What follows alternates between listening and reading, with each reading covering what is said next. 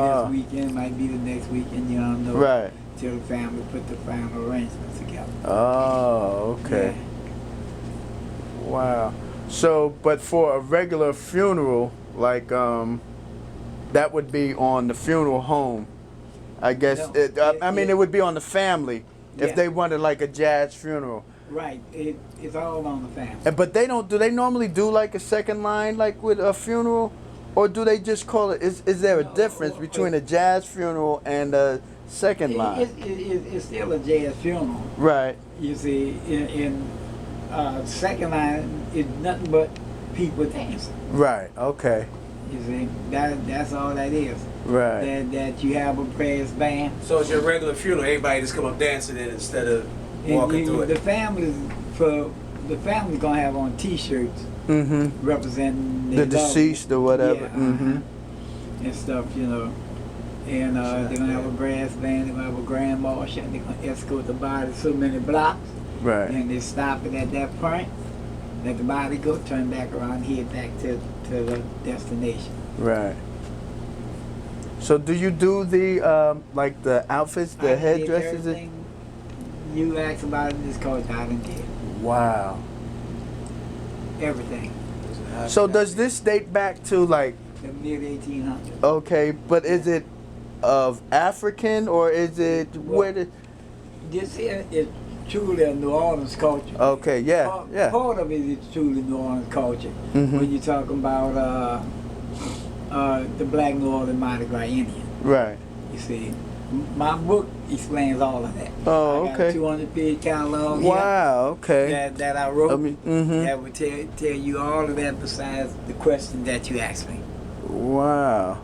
And then for $30 you can get a signed copy of that. Oh, okay. Well, you can give me one of them.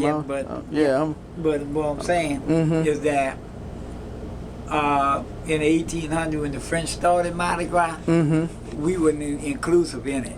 Oh, You know, okay. you had, and see, the French had a law on the books about that slaves in New Orleans would have Sundays off. Right. And on those Sundays, slave free people, colored and the Indians that was in New Orleans would come together and do ritual things. See, slaves weren't allowed to use drums and stuff. Oh, okay. Right, because the plantation all knew that was a form of language. Talking, yeah. So they wouldn't allow them to use drums and stuff. Right. But on those Sundays, Right. they were drumming, chanting, dancing and stuff along with the Native Americans and stuff. Right. And out of that association came the image of the Black New Orleans Mardi Gras Indian. That was basically saying, I can't be me, so I'm gonna be this fella here. Right. Yeah. Right. Which was free. Right. And so then we can still talk.